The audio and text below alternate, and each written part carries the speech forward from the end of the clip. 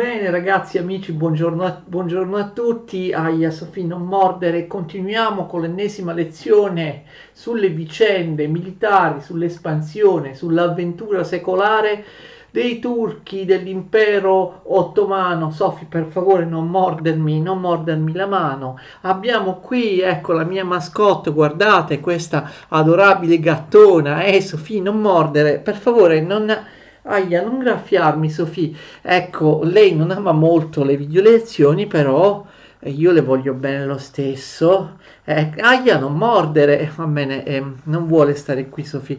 Guardate com'è bella. Vuoi salutare? Vuoi salutare i nostri videoascoltatori? È bella, Sofì. Allora, forse è meglio che la lasciamo andare. Continuiamo a parlare dell'impero ottomano. Ricordate, la scorsa lezione è stata una lezione su Solimano I il Magnifico, parte prima.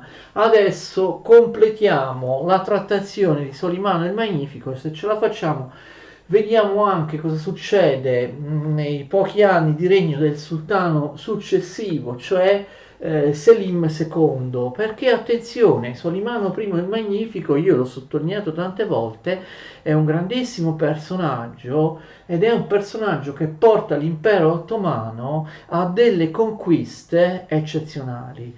Tuttavia, non soltanto, come molti dicono, alla fine del Cinquecento, sotto il successore di Solimano il Magnifico, l'imbelle Selim II, oppure del suo ulteriore successore Murad III, non è soltanto con Selim II e Murad III dopo Solimano che si manifesta il declino dell'impero ottomano. Il declino dell'impero ottomano si avverte anche negli ultimi anni, nell'ultima fase del regno di Solimano, d'accordo? Non è una questione di conquiste territoriali, cioè l'impero ottomano continua a effettuare guerre di conquista dappertutto, però è anche una questione di crollo di valori, di crollo dell'amministrazione, di sfilacciamento proprio del funzionamento amministrativo dell'impero ottomano. I giannizzeri si ribellano, l'abbiamo visto, diventano infidi, l'abbiamo già visto nelle scorse video lezioni, ma ci sono anche altre classi sociali o cariche importanti che in realtà si ribellano al sultano. C'è un degrado da tutti i punti di vista nell'impero ottomano, una corruzione dilagante, manca il senso del dovere, crolla il senso del dovere, l'impero ottomano rimane arretrato rispetto all'Europa anche da un punto di vista culturale, da un punto di vista militare, da un punto di vista scientifico, tecnologico, e questo si verifica già nella seconda fase, nell'ultima fase del regno di Solimano I il Magnifico. Abbiamo visto la scorsa lezione che è difficile seguire tutti i fronti di guerra dell'impero ottomano. L'impero ottomano ormai ha imbastito guerre eterne, lunghissime, sul fronte dell'Ungheria e dell'Austria, Vienna, in generale sul fronte balcanico-danubiano, riguarda anche la Moldavia, la Polonia, la Bosnia, la Croazia e così via. Abbiamo scritto per semplicità Ungheria. E poi anche sul fronte della Persia, il fronte di guerra con la Persia, con il fortissimo impero sciita, non sunnita, gli ottomani erano sunniti, ma i persiani erano i safavidi, erano sciiti, quindi erano musulmani eretici dal punto di vista dei sunniti turchi ottomani, ma alla guerra con la Persia, con l'impero dei Safavidi, una guerra che gli ottomani non riusciranno mai a vincere. La Persia sarà il limite invalicabile, il limite che gli ottomani troveranno nella loro espansione d'Oriente. Guerra sul fronte persiano significa anche guerra nel Caucaso, cioè in tutti quei territori lungamente contesi tra ottomani e persiani, l'Armenia, l'Azerbaigian, la Georgia, il Kurdistan e così via, territori che l'impero ottomano non riuscirà mai a conquistare stabilmente. Magari conquista e poi perde da parte dei persiani, conquista e poi i persiani riconquistano e così via. Le guerre nel Mediterraneo, ovviamente con gli stati cristiani del Mediterraneo, la guerra in Siria e in Egitto, che non significa solo la sottomissione dei mamelucchi in Siria e in Egitto o dei potentati locali che si ribellano, vedremo in Siria e in Egitto. Per Siria si intendeva anche l'attuale Palestina, Israele, Libano e Giordania, attenzione, tutta quella regione. Ma guerra del Siria e Egitto significa, vi ricordate, anche guerre con i portoghesi, perché dalla Siria e dall'Egitto le flotte ottomane lungo il Golfo Persico e il Mar Rosso arrivano nell'Oceano Indiano e i portoghesi, per mantenere il loro monopolio di commercio di spezie dall'Indonesia fino all'Europa, lungo la via che loro stessi avevano aperto, i portoghesi, la circumnavigazione dell'Africa, avevano, vi ricordate, bloccato la via araba delle spezie, avevano bloccato il Mar Rosso e il Golfo Persico, e quindi gli ottomani combattono contro i portoghesi per riaprire il Mar Rosso e il Golfo Persico, per eliminare il blocco dei portoghesi. Abbiamo già visto gli scontri con i portoghesi nella precedente lezione, abbiamo terminato la precedente lezione, vi ricordate, con la spartizione dell'Ungheria, che poi sarà ufficializzata in seguito nel 1547. Vi ricordate, Ferdinando d'Asburgo ottiene la pace da Solimano il Magnifico. L'Austria degli Asburgo, di Ferdinando d'Asburgo, nominalmente, formalmente detiene la corona dell'Ungheria, però di fatto l'Austria, vi ricordate, l'abbiamo già detto, occupa solo un quinto dei territori dell'ex impero dell'Ungheria, distrutto e conquistato dagli ottomani. L'Austria occupa solo delle strisce settentrionali e occidentali della vecchia Ungheria, un quarto dell'Ungheria. Tutto il resto dell'Ungheria è occupata dagli ottomani, che lasciano all'interno dell'Ungheria la Transilvania, stato vassallo, stato semi-indipendente. Nel 1548 continua, appunto, eterna e in realtà mai definitivamente vittoriosa la guerra degli ottomani contro l'impero safavide della Persia. Solimano invade la Persia e conquista città importanti come Tabriz e Van. Però lo scià di Persia, che si chiama Tahmasp, tanti scià di Persia, no? Stiamo nominando, adotta per la prima volta una tattica che sarà seguita anche dai suoi successori, che è una tattica vincente per i persiani contro gli ottomani. Non accetta battaglie in campo aperto, capite? Pratica la tecnica della terra bruciata. Lascia che gli ottomani avanzino nel difficile deserto persiano, gli ottomani non trovano rifornimento, vengono colpiti dalla guerriglia, dalla guerra irregolare dai persiani, che non accettano una battaglia campale. In questo modo, per quanto possano vincere e occupare, l'avanzata degli ottomani in Persia sarà sempre effimera, sarà sempre seguita dalla riconquista dei territori da parte della Persia. Gli ottomani poi invadono, razziano la Georgia, altro territorio appunto caucasico, per moltissimo tempo conteso tra Persia e turchi ottomani. Tuttavia, devastano la Georgia, però Solimano non può far altro che abbandonare la Persia, non riesce a conquistarla, come nessuno ci riuscirà. E 2 anni dopo, nel 1551, cosa succede? Quello che vi ho detto appena adesso. La Persia dei Safavidi riconquista tutti i territori persi. Solimano devasta l'Armenia e alcuni territori persiani, ma questi non saranno mai inglobati come conquiste durevoli all'interno dell'impero ottomano, perché lo Shah nel 51, come ha fatto 2 anni prima nel 49, non accetta battaglie in campo aperto. Quindi capite, gli ottomani possono vincere, razziare, distruggere quanto vogliono, poi però si devono ritirare, e sarà sempre così. Ogni santa campagna degli ottomani, gli ottomani conquistano città come Tabriz, l'anno successivo Tabriz viene riconquistata dall'impero persiano e si andrà avanti così, all'infinito praticamente. Nel 1551 riprende la guerra nel Mediterraneo, una flotta ottomana comandata dall'ammiraglio Dragut, toglie ai cavalieri di San Giovanni Tripoli. Gli ottomani conquistano anche, attenzione, le coste della Libia. È inutile che vi dica che anche se il grande pirata di Algeri, il Barbarossa, è morto, gli ottomani continuano con i loro alleati, appunto degli stati della Barberia, a spadroneggiare nella guerra corsara a danno delle coste europee, degli stati cristiani europei. Guerra contro i portoghesi, ok, nel 1551 gli ottomani devastano Mascate e Ormuz. Bisogna costringere i portoghesi a riaprire la via del pepe e delle spezie nel Mar Rosso e nel Golfo Persico, d'accordo? Ormuz con la Z. Una flotta ottomana cerca di forzare il blocco dei portoghesi, ma per il momento non ci riesce. Per il momento, e siamo appunto nel 1551, i portoghesi riescono a mantenere il blocco contro la penetrazione di navi commerciali arabe nel Golfo Persico e nel Mar Rosso, così i mercanti arabi non riescono a far affluire pepe e spezie nel Mediterraneo orientale. I portoghesi per il momento mantengono il monopolio di pepe e spezie lungo la via che loro hanno aperto, no? La circumnavigazione dell'Africa.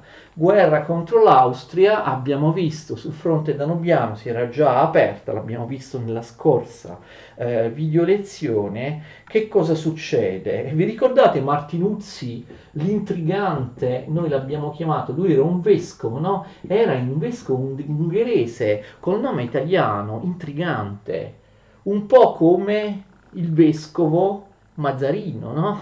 In Francia Martinuzzi l'abbiamo chiamato il Mazzarino ungherese. Che cosa combina Martinuzzi? Martinuzzi aveva mantenuto l'Ungheria sotto il dominio degli ottomani, si era schierato con gli ottomani contro l'Austria, ve lo ricordate? Martinuzzi era vescovo di Grosswardein. Martinuzzi di fatto si impossessa del potere anche in Transilvania. Ma come? Non gli spetta il potere in Transilvania. In Transilvania abbiamo visto già nelle precedenti lezioni, Transilvania è uno stato vassallo dell'impero ottomano, dove l'impero ottomano fa governare la famiglia Zapolyai. Dopo la morte, infatti, del famoso Giovanni Zapolyai, in Transilvania gli ottomani avevano lasciato i suoi parenti, ovvero sua moglie, la regina Isabella Zapolyai, e in particolare suo figlio, che avrebbe dovuto ereditare il trono di Transilvania, Giovanni Sigismondo Zapolyai. Ma il dominio degli Zapolyai in Transilvania è messo in discussione appunto dal vescovo Martinuzzi, il quale tradisce gli ungheresi e tesse Martinuzzi delle trame segrete con gli austriaci, con Ferdinando d'Asburgo d'Austria. Non solo, Martinuzzi arriva a costringere la regina Isabella a cedere addirittura la Transilvania all'Austria in cambio di alcuni territori della Slesia. E quindi, in accordo con Martinuzzi, Ferdinando d'Asburgo d'Austria invade la Transilvania con truppe spagnole e italiane al comando di Giambattista Cataldo. Guida l'esercito austriaco in Transilvania. E gli ottomani scatenano delle scorrerie in Transilvania e Martinuzzi, attenzione, è preoccupato, che fa? Tradisce per la seconda volta, cioè prima stava dalla parte dell'Ungheria e poi si è schierato con l'Austria. Adesso, una volta che vede che gli ungheresi stanno invadendo la Transilvania, tradisce gli austriaci e passa dalla parte degli ottomani. Martinuzzi non la mette così, Martinuzzi dice agli austriaci che è preoccupato e vuole mediare tra ottomani e austriaci, ma gli austriaci non gli credono, pensano ovviamente che Martinuzzi stia tramando con gli ottomani e stia tradendo Federico d'Asburgo d'Austria, e quindi Castaldo comandante dell'esercito austriaco, Castaldo, sapete che fa? Fa uccidere Martinuzzi, ma questa mossa è sbagliata, perché i transilvani amavano moltissimo il loro leader Martinuzzi, e quindi in questo modo Castaldo si aliena le simpatie dei transilvani che si schierano assolutamente contro l'Austria, d'accordo? Nel 1552 gli ottomani sconfiggono gli austriaci, prima a Szeged, a Szegedino sono gli ottomani che vincono, poi prendono la città di Veszprém e poi riescono a sconfiggere anche gli austriaci, anche a Fülek, e poi anche conquistano anche il Banato di Timisoara che all'epoca si chiamava Temeshvar, d'accordo? Quindi la guerra va a vantaggio degli ottomani. L'unica città importante che gli ottomani assediano e non riescono a conquistare dagli austriaci è la città di Eger.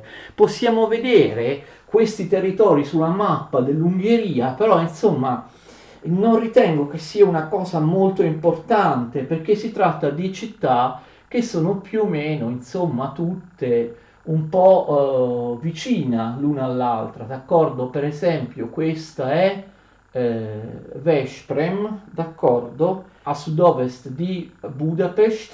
Questa è Szeged o Segedino, che invece si trova proprio nell'Ungheria meridionale. Sud-est, questa a nord-est di Budapest, la città di Eger, in ungherese, che in tedesco si chiama Erlau, che invece è l'unica che gli ottomani non riescono a conquistare. Qui, proprio all'estremità occidentale, nord-occidentale dell'Ungheria, c'è il villaggio di Fülek, che come abbiamo visto è una vittoria degli ottomani che prendono anche, ricordate, Temeshvar, cioè Timisoara, nell'attuale Romania. E insomma, Solimano deve affrontare anche la ribellione di suo figlio Mustafa, che rischia di scatenare una grande rivolta. Questo è appunto un segno della debolezza dell'impero ottomano. Ci sono sempre più rivolte e tuttavia Solimano fa giustiziare velocemente suo figlio Mustafa. Nel 1554 c'è l'ennesima guerra con i portoghesi, e i portoghesi per il momento riescono a vincere. Una grande flotta ottomana si sbanda nell'India occidentale. Non è facile per gli ottomani navigare e combattere nell'Oceano Indiano. I portoghesi conoscevano molto meglio degli ottomani l'Oceano Indiano. Gli ottomani si erano affacciati da poco all'Oceano Indiano. Nel 1555 si fa finalmente una pace in questa guerra inutile e infinita contro la Persia. Ripeto, 1555. L'impero ottomano conserva l'Iraq, gran parte del Kurdistan e dell'Armenia occidentale. Tuttavia, come vi ho detto, problemi logistici, di distanza, di logoramento nel territorio ostile della Persia impediranno sempre agli ottomani di effettuare conquiste durevoli nei territori persiani. Ve l'ho spiegato prima, gli ottomani conquistano dei territori, poi vengono a loro volta riconquistati dai persiani. Il controllo del Caucaso, Georgia, Armenia, Azerbaijan sarà sempre incerto da parte degli ottomani. Non credete a quei libri di storia che dicono in tale anno gli ottomani conquistano l'Armenia, in tale anno gli ottomani conquistano la Georgia, perché questi libri di storia mentono. Questi libri di storia falsificano la storia, perché presentano come conquiste definitive degli ottomani nel Caucaso quelle che sono sempre conquiste provvisorie, che vengono poi immediatamente dopo rimesse in discussione dalla controffensiva dell'impero persiano. Mai l'impero ottomano riuscirà a controllare in maniera stabile il Caucaso. L'impero ottomano, sin dall'epoca di Solimano, trova un limite, ve l'ho detto più volte, ma lo ripeto perché è un concetto fondamentale. L'impero ottomano trova un limite invalicabile nella sua espansione verso Oriente, un limite orientale oltre il quale gli ottomani non riescono mai ad andare, e questo limite è l'impero persiano. Chi dobbiamo ringraziare se gli ottomani non hanno invaso l'India, l'Afghanistan oppure la Cina, l'impero persiano che ha fatto sempre barriera. Guerra contro i portoghesi, gli ottomani occupano Massaua nel 1557 e finalmente i portoghesi iniziano a cedere. I portoghesi vanno in declino, da questo momento in poi non hanno la forza sufficiente per controllare completamente il Mar Rosso e il Golfo Persico e chiuderli ermeticamente. Il traffico quindi verso il Mediterraneo orientale di pepe e spezie da parte dei mercanti arabi dall'Oceano Indiano attraverso il Mar Rosso e il Golfo Persico si riapre, pepe e spezie ritornano ad arrivare ad Alessandria d'Egitto. I portoghesi non riescono più a chiudere questa strada. Nel 1559 c'è una lotta per la successione tra i figli di Solimano, quando Solimano è ancora vivo e vegeto. I figli di Solimano sono Selim, attenzione, sono solo due, e Bayazid. Entrambi portano il nome, come vedete, di sultani di nomi di sultani che già sono esistiti col nome di Selim e Bayazid. In particolare quest'ultimo, cioè Bayazid, che si rivolta verso Solimano, ma viene sconfitto a Konya in Anatolia. Iconio che fu, vi ricordate, la capitale dell'impero Rum dei turchi selgiucidi. E allora Bayazid viene eliminato. Chiaramente l'unico erede di Solimano, quello che prenderà il suo posto, è l'ultimo figlio rimasto, cioè ovviamente Selim. La guerra nel Mediterraneo, i cristiani vengono sconfitti a Gerba, rimediano l'ennesima sconfitta alle flotte spagnole e di altri stati cristiani. Nel 1560 ovviamente, lo sapete vero, non c'è più Carlo V come re di Spagna, ma suo figlio Filippo II, lo sapete perché siamo nel 1560.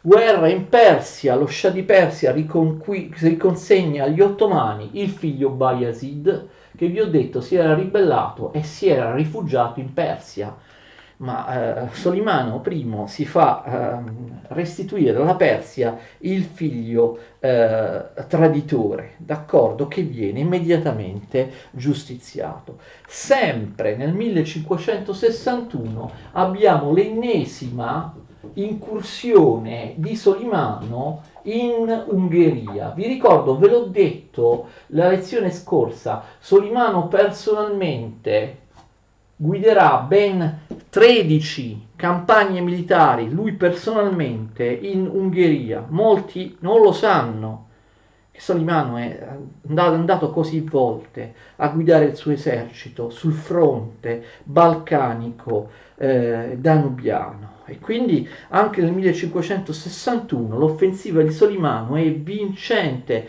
gli austriaci sono sconfitti sia in Transilvania sia in Ungheria. Nel 1562, attenzione, gli austriaci sono costretti alla pace con gli ottomani, è una pace molto importante perché ratifica ufficialmente una situazione in Ungheria che in realtà già c'era precedentemente, ma questa volta viene ratificata in maniera definitiva e che io vi ho già accennato.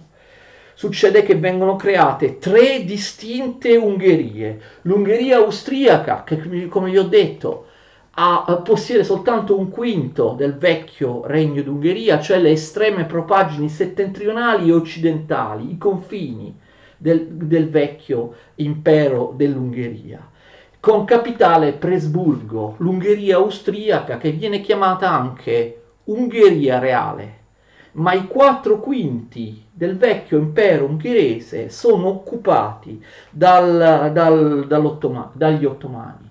C'è la seconda Ungheria, quella con capitale Buda, cioè che è il dominio diretto degli ottomani, il dominio diretto che Solimano ha voluto per se stesso, l'Ungheria che si trova sul corso del Danubio. Poi c'è la terza Ungheria, ve la ricordate? È la Transilvania, che gli ottomani lasciano quasi come uno stato semilibero, come uno stato vassallo. C'è da dire che gli ottomani, a differenza di quello che fanno in molti altri territori dei Balcani, non colonizzano in blocco l'Ungheria, creano isole di occupazione intorno a grandi città fortificate. Tuttavia, quindi si divide l'Ungheria. Da questo momento in poi gli ottomani hanno sempre più difficoltà a conquistare nuovi territori. Sono diventati troppo grandi, si stanno logorando, come tutti gli imperi della storia, iniziano a declinare. Nel 1565 torniamo nel Mediterraneo, assedio fallito a Malta da parte degli ottomani. Nel 1566 si riapre nuovamente la guerra contro l'Austria. 1566. Cosa succede? Qual è la motivazione della guerra? Massimiliano d'Asburgo si è rifiutato di restituire alcuni territori conquistati al voivoda di Transilvania Giovanni Sigismondo, vassallo dell'impero ottomano. Vi ricordo che gli ottomani difendono sempre in Transilvania la famiglia Zapoliai e quindi dopo Giovanni Zapoliai, come ho detto in precedenza, Giovanni Sigismondo Zapoliai è il vassallo degli ottomani in Transilvania. D'altra parte, cosa succede? Durante questa guerra, 1566, Solimano muore durante l'assedio di Szigetvar, una delle tante città ungheresi che abbiamo nominato in questa storia. Solimano I il Magnifico quindi muore in Ungheria durante la sua 13ª e ultima campagna militare in Ungheria nel 1566. Chi va al potere? L'abbiamo già visto, suo figlio Selim è quindi al posto di Solimano I il Magnifico, il nuovo sultano nel 1566, il capo dell'impero ottomano è Selim II, che regna non molti anni, dal 1566 al 1574. Tuttavia sono anni sufficienti per far capire che l'impero ottomano sta iniziando il suo declino nei termini che vi ho detto in precedenza.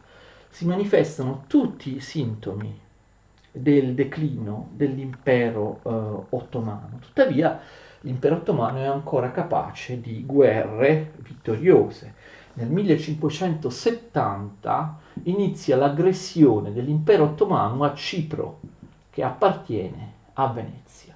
1570. Gli ottomani non conquistano immediatamente Cipro, hanno delle difficoltà, conquistano inizialmente la città di Nicosia, mentre l'altra fortezza veneziana di Cipro, Famagosta, riesce a resistere. Gli ottomani sono impegnati anche, pensate, addirittura contro i russi, perché gli ottomani vorrebbero costruire un canale tra il Don e il Volga, capite dove?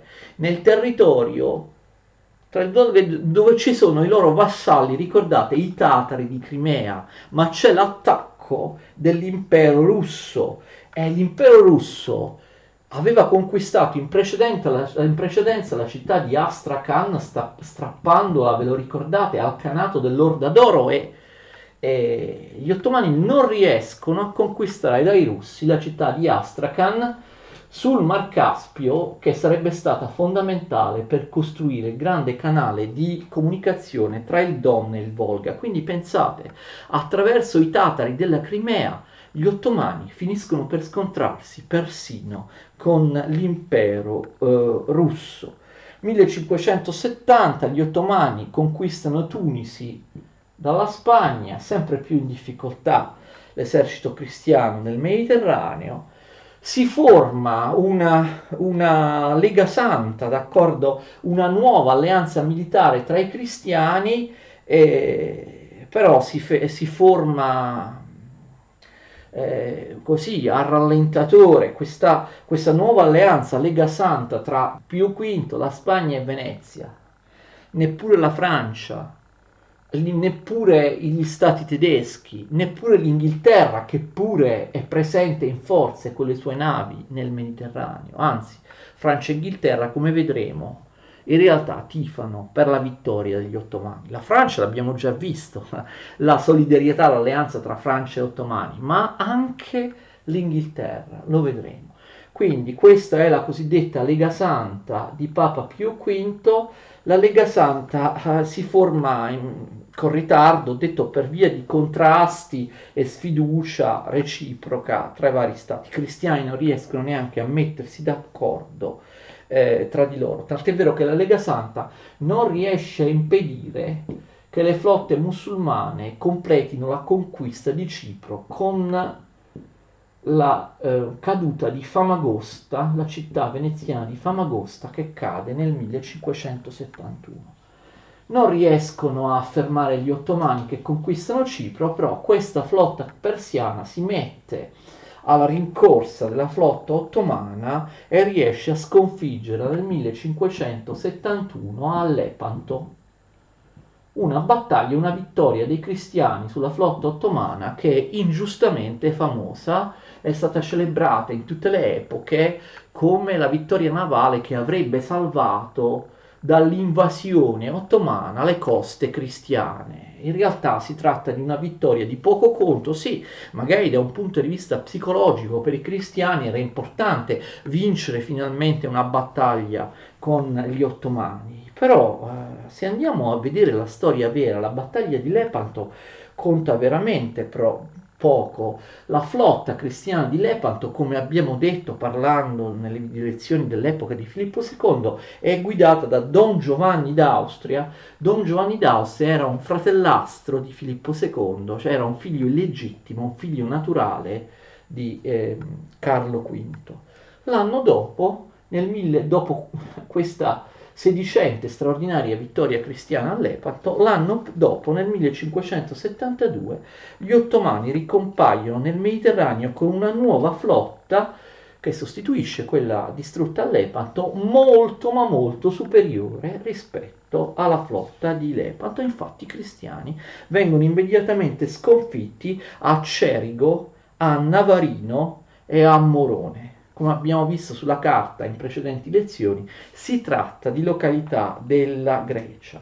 E poi nel 1573 Venezia deve firmare la pace pagando una forte somma, un forte tributo all'impero ottomano. È vero che nello stesso 1573 la flotta cristiana di Don Giovanni d'Austria conquista Tunisi, ma è anche vero che Tunisi viene persa e viene riconquistata dall'impero ottomano l'anno dopo, nel 1574. Non solo, ma dopo la conquista di Tunisi, gli ottomani conquistano in maniera stabile Algeri, quindi le coste dell'Algeria, Tripoli, le coste della Libia. Quindi questa grande vittoria, straordinaria vittoria cristiana a Lepanto, l'importanza di questa battaglia, io proprio non la vedo. La guerra si conclude con una disastrosa sconfitta dei cristiani che perdono tutta l'Africa meridionale. Infatti, ormai già erano stati vassalli degli ottomani, ma ancora di più vengono sottomessi la Tunisia, la Libia e l'Algeria. Ricordate che gli ottomani avevano già conquistato, come è stato vassallo, l'Egitto, quindi gli ottomani hanno il predominio su tutto il Nord Africa tranne il Marocco. Conquistano, sia pure nella forma di vassallaggio di stati vassalli, tutti gli stati della cosiddetta Barberia: Tunisia, Libia, Algeria. E quindi la penetrazione e la concorrenza da parte dei cristiani contro gli ottomani in Nord Africa è completamente fallita. Gli spagnoli non riescono a conquistare le coste africane, ci riescono gli ottomani, che quindi hanno il predominio su tutta l'Africa mediterranea, tranne il Marocco. E quindi così muore anche Selim II. Voi direte, non si vede tanto il declino dell'impero ottomano, non si vede, ma gli storici hanno determinato che c'è, anche ripeto, nelle strutture proprio fondanti, giuridiche, economiche, sociali, religiose dell'impero ottomano.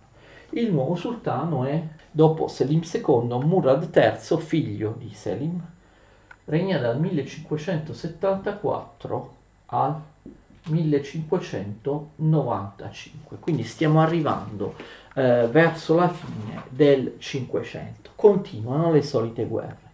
Nel 1578, 4 anni dopo la sua ascesa al trono, ricomincia la guerra infinita contro la Persia per il predominio del Caucaso. Vi ho già detto che gli ottomani avranno solo conquiste parziali e provvisorie. Gli ottomani cercano di sconfiggere i persiani alleandosi con i turchi uzbeki della Transoxiana, vi ricordate? Quelli che una volta erano stati portati alla conquista di mezzo mondo da Tamerlano. I turchi uzbeki della Transoxiana sono ostili al regime safavide della Persia, perché la Persia ha privato, attenzione, gli uzbeki della regione del Khorasan, della regione, certo una regione persiana, iraniana, quella del Khorasan, però prima apparteneva comunque agli uzbeki e invece la Persia l'ha conquistata. La Persia è in difficoltà perché quel potente Shah molto abile in guerra che abbiamo visto prima, Tahmasp, è morto nel 1576 e la Persia sconta anche delle guerre civili interne, perché all'interno della Persia si scontrano i gruppi etnici turcomanni e caucasici, c'è aperta violenza dappertutto. Nonostante questo, gli ottomani, scusate, come ho già detto prima, non riescono a vincere in Persia. Il territorio è ostile e perché il nuovo Shah ricorre di nuovo, vi ricordate, alla tecnica della terra bruciata, evita di impegnarsi in battaglie campali contro gli ottomani utilizzando la guerriglia. Nel 1578 gli ottomani attaccano la Georgia, vincono contro i persiani presso il lago Zildir, conquistano la città di Tiflis, sapete oggi è Tbilisi, Tbilisi, Georgia, no? E conquistano anche la città di Aresh. E molti principati locali nei Balcani si sottomettono agli ottomani. Gli ottomani vincono anche a Kura, ma tuttavia non riescono a conquistare il Dagestan. Lo so che sembrano cose un pochino noiose, territori molto lontani da noi. Gli ottomani, come ho detto prima, vengono aiutati anche dagli inglesi. William Hawthorne, mandato lì dalla regina Elisabetta a Istanbul, che è capo di un'associazione di mercanti e navigatori, riesce a ottenere da Murad III enormi privilegi commerciali per le navi inglesi, simili a quelli che, ricordate, Francia e Venezia già avevano, privilegi dati nel 1580 che vengono confermati nel 1583 nonostante le proteste di Venezia e della Francia.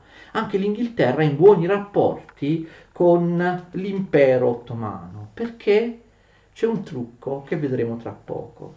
1580, nuova guerra con il Portogallo è in completo declino alla fine dell'Ottocento, del 500, alla fine del 500, come abbiamo visto nelle lezioni sull'impero portoghese, no? Nella playlist scoperte ed esplorazioni geografiche. La flotta ottomana riesce a devastare il possedimento portoghese di Mascate in Oman. I portoghesi da questo momento in poi perderanno sempre con gli ottomani e con i loro alleati nell'Oceano Indiano. Nel 1583 questo William Harborne, che ho citato prima, inglese, diventa il primo ambasciatore inglese ufficiale a Istanbul nell'impero ottomano. Ci resterà fino al 1588, quando sarà sostituito da un altro ambasciatore inglese che comunque porterà avanti la sua politica. Che cosa fanno gli inglesi? Come aiutano gli ottomani? Lo vediamo qualcosa.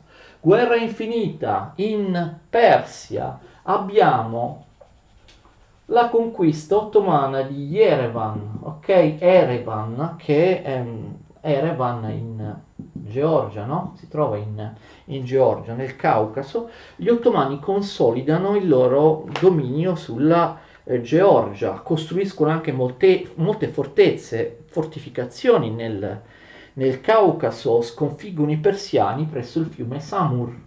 I persiani sono costretti ad abbandonare il Dagestan e lo Shirvan e gli ottomani conquistano anche Shamakli e Baku nel Caucaso, d'accordo? Poi nell'83, poi nel 1584 gli ottomani hanno dei problemi in Crimea. Ricordate, il Khanato mongolo-tataro di Crimea è sottomesso all'impero ottomano, ma c'era il Khan che si era rifiutato di partecipare alla guerra caucasica, viene sostituito da un altro Khan. Niente di importante. 1584 i portoghesi sono ulteriormente sconfitti dagli ottomani a Malindi in Africa orientale. Vedete, gli ottomani arrivano con le loro flotte anche in Africa orientale e distruggono le basi commerciali dei portoghesi. Nel 1585 continua la guerra nel Caucaso per la conquista dell'Azerbaigian e gli ottomani hanno ancora delle vittorie, conquistano Erivan, conquistano Tiflis, conquistano Tabriz e riescono a resistere all'offensiva persiana. Inoltre occupano nel 1587 gli ottomani due province persiane occidentali, quali il Luristan e l'Hamadan. Quindi la guerra va male per la Persia. Nel 1588 gli ottomani fanno un'offensiva in Karabakh e conquistano Ganja con tutta la regione del Karabakh.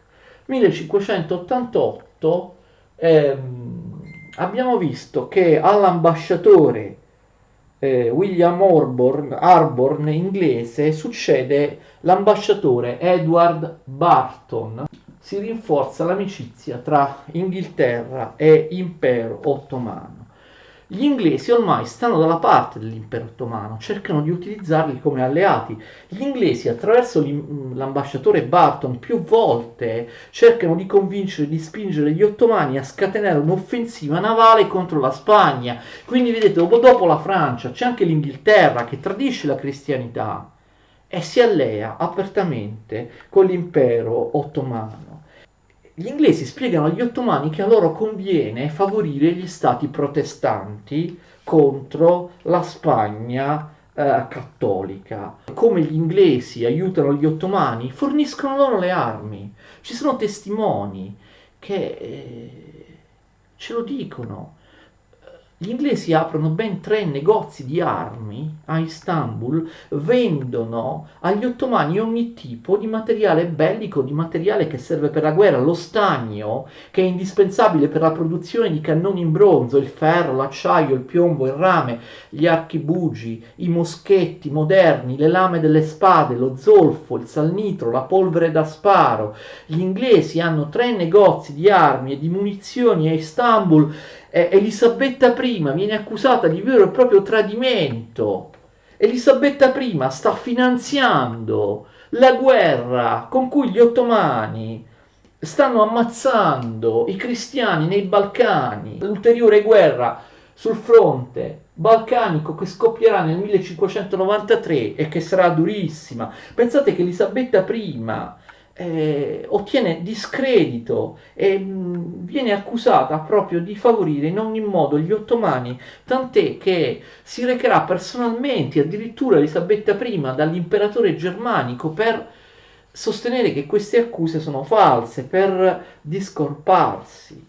Guerra contro i portoghesi continuano a perdere, gli ottomani attaccano anche Mombasa I portoghesi riescono a respingere l'attacco nel 1589 e a mantenere Mombasa, però ormai l'avete capito, i portoghesi sono completamente in declino, non sono più in grado di mantenere il completo controllo delle rotte commerciali dall'Oceano Indiano in Europa, perché oltre alla strada dei portoghesi che sanno fare solo loro, la circumnavigazione dell'Africa, ormai le spezie e gli altri prodotti dell'Oceano Indiano tornano ad arrivare in Europa anche attraverso la seconda strada, cioè essere portati nel Mediterraneo attraverso il Golfo Persico e Mar Rosso, che i portoghesi non riescono più a bloccare, sono riusciti per alcuni decenni a bloccare, ma ora non ci riescono più, e quindi arrivano pepe e spezie non solo attraverso i portoghesi, ma anche attraverso i mercanti arabi e gli ottomani negli empori di Alessandria d'Egitto, di Aleppo, dove poi questi prodotti, l'abbiamo visto in altre video lezioni, sono acquistati dai veneziani o da altri e smerciati in tutta Europa. Tuttavia, hanno riaperto questa seconda strada, no, gli ottomani a favore dei mercanti arabi dell'Oceano Indiano, ma a questa strada comunque durerà poco, perché ben presto arriveranno nell'Oceano Indiano al posto dei portoghesi potenze molto più forti come l'Inghilterra e l'Olanda. Saranno loro a circumnavigare l'Africa, e quindi la rotta comunque di pepe e spezie attraverso il Medio Oriente perderà importanza nel commercio internazionale, perché la circumnavigazione dell'Africa, questa volta molto più efficiente dei portoghesi, la faranno inglesi e olandesi. Comunque, declino del Portogallo nel colonialismo dell'Oceano Indiano, ne abbiamo parlato ampiamente, no, nelle lezioni su scoperte ed esplorazioni geografiche. Le rivolte dei giannizzeri sono sempre più preoccupanti, ce n'è una nel 1589 perché i giannizzeri vogliono essere pagati di più, ci sono quindi motivazioni anche finanziarie. Nel 1590 questa guerra infinita e inutile per gli ottomani contro i persiani per il momento finisce. Nel 1590 ottomani e persiani firmano una pace, d'accordo? Gli ottomani ottengono il possesso di tutti i territori conquistati, e dall'altro il nuovo Shah di Persia, che si chiama Abbas, ha un disperato bisogno della pace, ha un disperato bisogno di interrompere gli scontri con l'impero ottomano, perché ci sono violenti scontri dinastici a casa sua, e inoltre il Khorasan è stato invaso da parte dei turchi uzbeki della Transoxiana. Vi ricordate che se lo volevano riprendere il Khorasan, l'abbiamo detto dopo, perché in passato, in precedenza, i persiani l'avevano conquistato. Allora, quindi c'è un problema anche in Libano, che all'epoca, come vi ho detto, veniva considerato parte della Siria, è che il Libano, attenzione, la Siria era stata conquistata, abbiamo detto, i Mamelucchi di Siria erano diventati dei vassalli dell'impero ottomano. Però in realtà c'erano dei gruppi che vivevano soprattutto nelle montagne, i drusi e i maroniti, che erano dei musulmani piuttosto tolleranti, dediti al commercio, che erano rimasti praticamente liberi, indipendenti sulle montagne del Libano, non li controllava nessuno. Ora il druso Far al-Din si ribella e diventa veramente indipendente dall'impero ottomano, si rende padrone di tutto il Libano.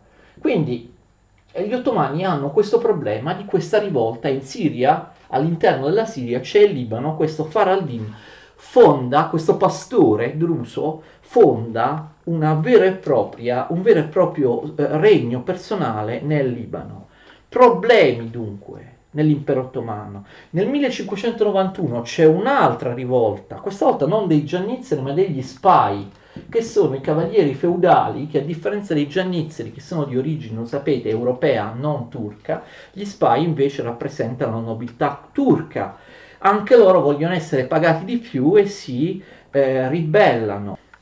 Sui Balcani che cosa succede? C'è il Pascià della Bosnia, il governatore della Bosnia, il Pascià della Bosnia, vassallo dell'impero ottomano Hasan, compie una scorreria in Croazia, e ricordo che la Croazia appartiene in buona parte all'Austria, e mette in difficoltà gli austriaci perché vengono assediati in Croazia a Sisak sul fiume Kulpa. Vediamo se riesco a trovare sulla cartina della Croazia dove ecco, Sisak è qua, vedete? adesso appartiene alla Slovenia, però in realtà all'epoca era un centro della Croazia, subito a sud-est di Zagabria.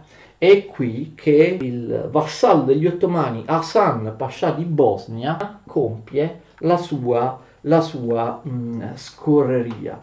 Tuttavia, 2 anni dopo, nel 1593, la cosa finirà male perché Hasan verrà ucciso appunto nell'assedio di un'altra città, nella città di Culpa. Va bene, queste sono piccole cose. Abbiamo già detto in precedenza invece che a partire dal 1593, attenzione, si riapre una lunghissima, durissima e sanguinosa guerra tra l'impero ottomano e l'Austria, l'ennesima nel 1593, che durerà molto molto a lungo. La guerra tuttavia non va bene per gli ottomani, lo diciamo subito, è molto problematica per gli ottomani. Gli Asburgo erano diventati più potenti degli ottomani. Si nota il declino degli ottomani. Gli imperatori asburgici, a partire da Ferdinando, ve lo ricordate, nel corso del tempo avevano eretto una solida barriera difensiva nei confronti degli ottomani al confine, con un apparato militare fortemente organizzato. Pensate, avevano richiamato lì sulla frontiera dell'Austria anche profughi slavi ungheresi dalle terre sottomesse agli ottomani, profughi che erano disposti a trasferirsi nelle zone di frontiera e a combattere, a difenderle in cambio di privilegi religiosi e economici. L'Austria arruola ormai i migliori soldati mercenari del tempo, tra cui tedeschi, valloni, italiani, esperti nelle più moderne tecniche di guerra, dotati di armi che gli ottomani non hanno mai visto, nuovi tipi di fucili e cannoni, sconosciuti agli ottomani. Quindi vedete, gli ottomani iniziano a restare indietro, anche dal punto di vista militare. Gli europei iniziano ad avere armi o un'organizzazione militare nettamente superiore a quella degli imperi ottomani. Si ribellano nel 1594, attenzione, sia la Moldavia, sia la Valacchia e sia la Transilvania, che vi ricordo erano tutti e tre stati vassalli dell'impero ottomano. Si ribellano all'impero ottomano e si schierano con l'Austria. Li comanda l'ungherese Sigismondo Báthory. Attenzione, il problema è che esistono ovviamente frizioni tra transilvani, valacchi, moldavi e l'ungherese Báthory, che vorrebbe ricostituire un regno di Ungheria indipendente sottomettendo questi tre popoli, e quindi già la coalizione è difficoltosa. Il voivoda di Transilvania Sigismondo Báthory vuole che una Transilvania ungherese domini Valacchia e Moldavia, e quindi il voivoda di Valacchia, che si chiama Michele, ovviamente aveva una prospettiva diversa. Gli ottomani, appoggiati da questi stati vassalli balcanici, riescono a conquistare dall'Austria la città ungherese di Győr, che è proprio al confine dell'Ungheria.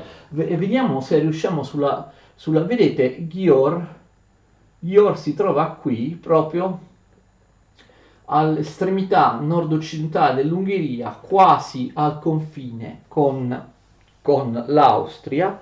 Riescono a conquistare Győr, ma poi gli ottomani la riprendono, attenzione, conquistano Győr dall'Austria e tuttavia perdono la città sacra, ve la ricordate, di Esztergom. Quindi abbiamo questi movimenti piuttosto complessi all'interno di quello che una volta era il regno di Ungheria. E anche, attenzione, la campagna in Valacchia da parte degli ottomani si conclude con un fallimento, perché gli austriaci riescono a sconfiggere gli ottomani nella battaglia di Gheorghiu nel 1595. Quindi vedete che anche nei Balcani l'impero ottomano non è più forte come una volta. Nel 1595 muore anche il sultano Murad III, al suo posto suo figlio Mehmet III, che regnerà dal 1595 al 1603, e il 600, soprattutto la prima parte del 600, sarà veramente un'epoca di declino da parte dell'impero ottomano. Ne parliamo la prossima volta, arrivederci.